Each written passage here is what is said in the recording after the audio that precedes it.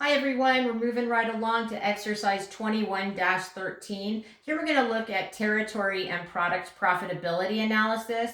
The problem says Coast to Coast Surfboards Incorporated manufactures and sells two types of surfboards. They have the Atlantic Wave and the Pacific Pounder. These surfboards are sold in two regions, the East Coast and the West Coast, and the information about the two surfboards is as follows. So they give us this sales price. So the price per unit of the Wave is $200. It's $120 for the Pounder. They give us the variable cost of goods sold. Then they give us the manufacturing margin, our variable selling and administrative, and the contribution margins for both items. Additionally, they tell us that the East Coast sells 40,000 units of the Atlantic Wave and none of the Pounder, and the West Coast sells 25,000 of each. So what we're going to do is we're going to prepare a sales territory report, contribution margin by territory. So the first thing that we need to calculate out is we need to calculate out the sales. So we'll do this first for the East. So the East only sells the Wave. So I'm going to put the East here. They only sell the Wave. They sell the Wave. Sorry, I know I need to be bigger. They sell the Wave for $200 and they sell 40,000 units. So we're going to multiply the $200 selling price by the 400,000 units, and that's going to give us sales of $8 million. So we'll put East sales.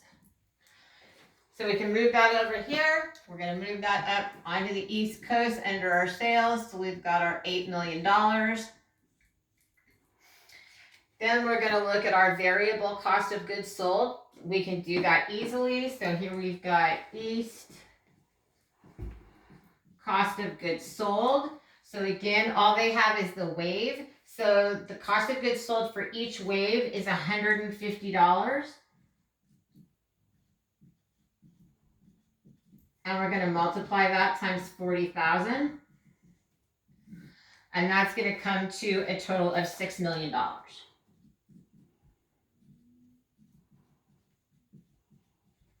So then that's going to go in here as our variable cost, $6 million.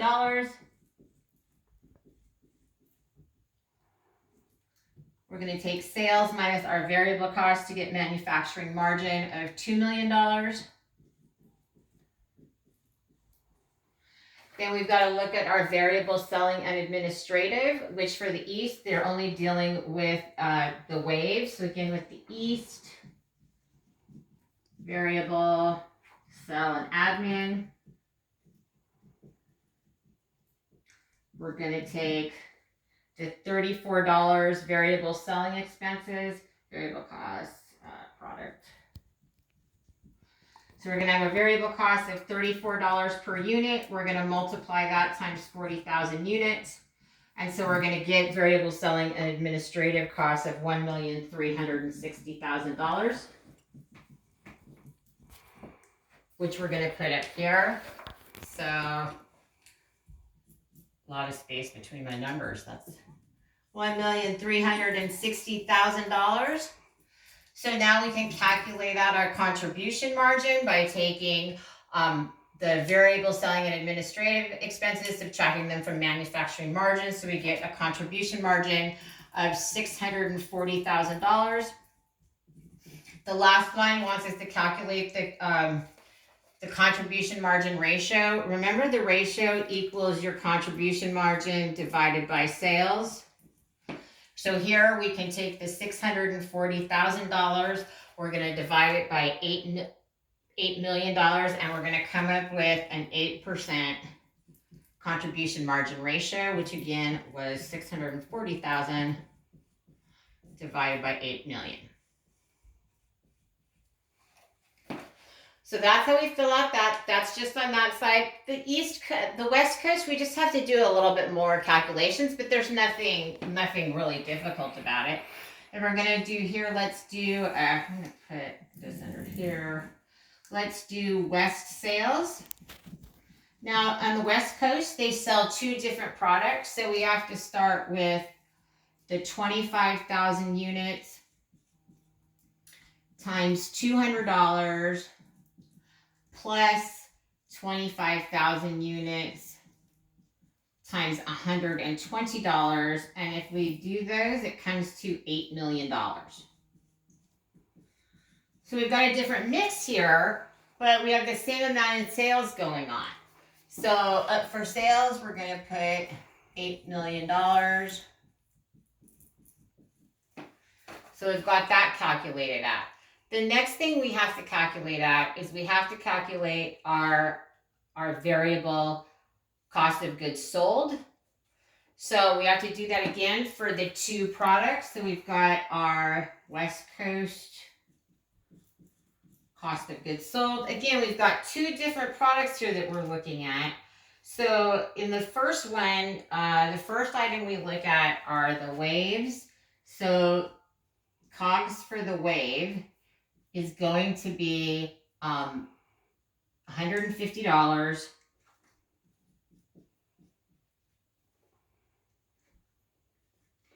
times 25,000 units. So it's going to give us a total amount of $3,750,000. That's for the wave. And then for the pounder, we're going to take a variable cost of $90 a unit times 25,000 units. And that's going to come to a total of $2,250,000. And if we add these two together, we're going to get variable cost of goods sold of $6 million.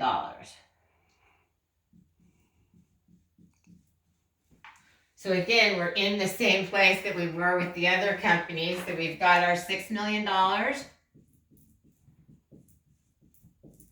So we're still going to have a manufacturing margin of $2 million. We're going to look now at our variable selling and administrative costs. So when we're looking at, I'm just going to put this over here. We're going to look at, for West, variable sell and admin. Again, we have to calculate out twice. We have to do the first one for the wave, and the variable and selling for the wave is $34. We're going to multiply that times 25,000 units, and that's going to come to $850,000.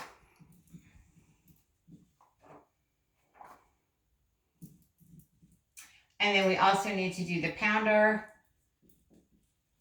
which is $16 times 25,000 units. And that equals 400,000. So we're going to see a difference here. We're going to end up with $1,250,000 in our variable selling and administrative expenses. So that's going to be $1,250,000. So we can calculate out our contribution margin, which is going to be $750,000. And if we take our $750,000 and we divide it by 8 million of shares, we'll see that the West Coast has a contribution margin ratio of 9.38%. And that's how you're going to calculate exercise 13.